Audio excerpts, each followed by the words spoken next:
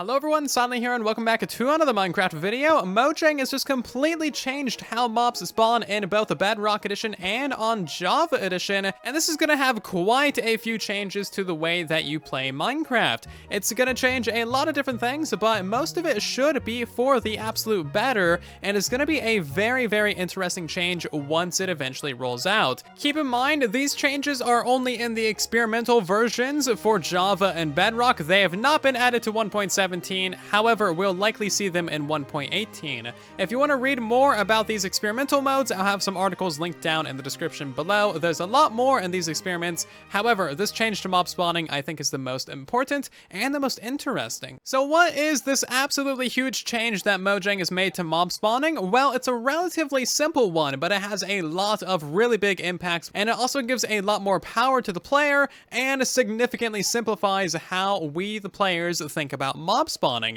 So in previous updates, hostile mobs would spawn in light level 7 or below, as you can see identified with the iron square right there. Everything within that iron square previously was dark enough for hostile mobs to spawn. However, in these experimental 1.18 snapshots and betas, hostile mobs like your skeletons and your creepers and all that good stuff require absolute darkness to spawn. They require a light level of 0, meaning that things can only spawn within this golden square right here. That significantly reduces the amount of available spawning spaces, it significantly reduces the amount of light sources that you need in your world, and it also really simplifies how we think about mob spawning.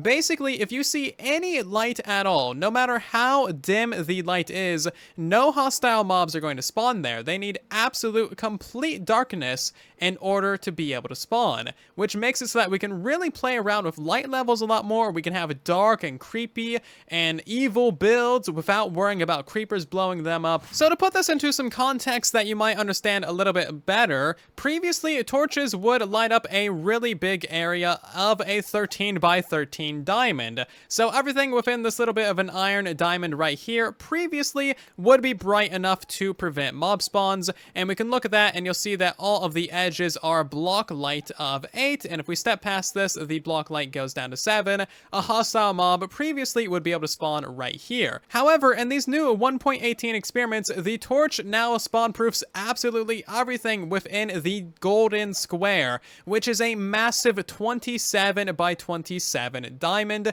centered on the torch. We can take a look at this with the F3 screen as well. As you can see, block light is now 1. If we step past here, this is block light 0, and now hostile mobs will be able to spawn once the sun goes down. So that is a huge change. Instead of needing a 5 block spaced grid of torches, you can now space out your torches 14 blocks apart, and it'll spawn proof absolutely everything in the middle of them. As you can see, we only need 4 torches to spawn proof an absolutely huge area, and even though the middle of this is very dark and very gloomy, it is still bright enough to prevent all forms of hostile mobs from spawning.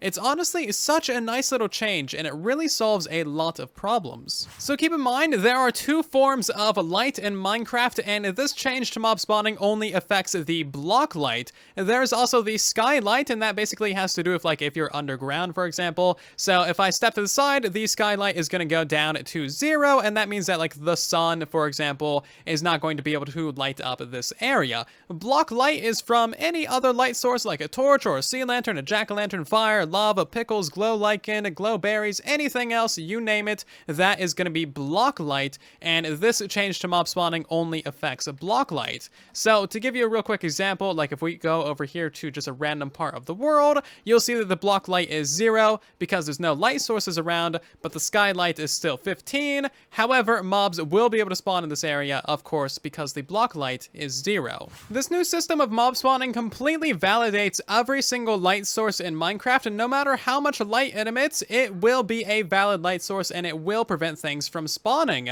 To give you an example of that, the torches previously would spawn proof a 13 by 13 diamond around them, or 6 blocks in every direction. However, with the new system, a redstone torch will do that. A redstone torch spawn proofs a 13 by 13 area around it, while still being super dim. With this new system, glow lichen actually does something as well. Glow Lichen only emits a light level of 7, so you would literally have to be standing on top of it or inside of it to prevent mob spawning. But with the new system, this too also prevents mob spawning in a 13 by 13 diamond. So if you find Glow Lichen in your caves, it's actually going to be helping you, and it's going to be preventing some mob spawns. And if you want to build with it, you don't need to place it on every single block to prevent mob spawning. This new system also prevents the ambiguities and the confusion with what light levels actually mean. So previously, a light level of 14, like from a regular torch, would spawn proof of 6 blocks in every direction,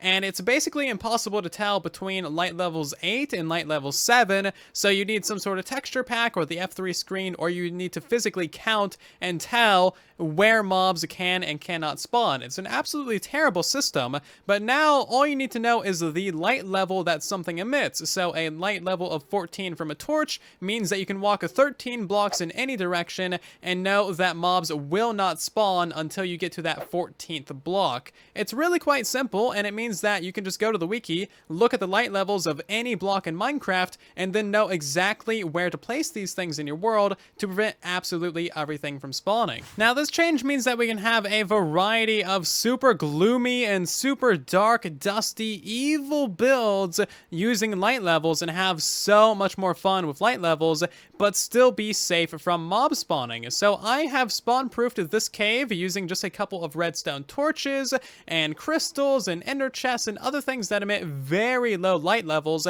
However, this entire area is completely spawn-proof now, while still being very, very dark. So let's put down a torch just to show you how dark this area actually is, in case it's not obvious. That's how bright a regular torch is, and previously, if you wanted to spawn-proof an entire cave like this, you would need to spam torches absolutely everywhere. But now, you only need one like every 14 or so blocks in order to spawn-proof the entirety of the floor, and that is not that many torches at all. So you might have some questions as to how exactly this affects mob farms, and for the most part, it's not. We're just going to need to make some slight modifications to our designs to block out more light. However, nether portals have had a pretty significant nerf to them. So nether portals emit a light level of 11, meaning that previously they would normally spawn proof, 3 blocks in every direction of them, but now they spawn proof 10 blocks in every direction, which is going to require some significant redesigning for most mob farms that use nether portals. You might think that this will affect your standard mob farm with a roof on it. However, keep in mind this does not affect a skylight,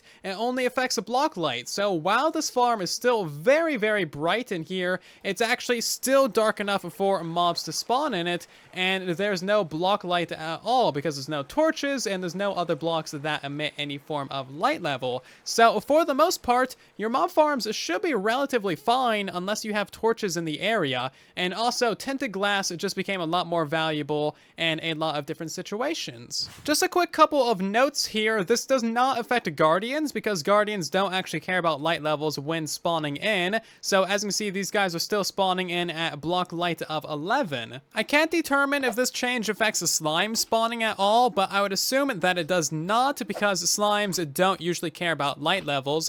So here's hoping that we don't need to change anything about our slime farms. I don't have infinite time to test all of these things, and this is definitely going to be changing slightly in future versions and in future experiments, so keep your eyes peeled. And I think they pretty much nailed the implementation of it like first try. Honestly, it's a really great system, and hopefully we don't see too many major changes to it. If you would like to try out these changes for yourself, I have some links down in the description to where you can find out how to install it for Bedrock Edition and for Java Edition as well. And of course, Minecraft is a constantly evolving and changing game, and Mojang always wants our feedback on these changes, so let the developers know what you think wherever you may find them on the internet, and otherwise you can let me know what you think about these changes or this video down in the comment section of the video, because that's going to do it for today's episode. I hope that you have greatly enjoyed. If you have, then consider leaving a like on the video or possibly subscribing. I'll see you guys down in the comment section and in the next one. Thank you so much for watching, and then there was silence.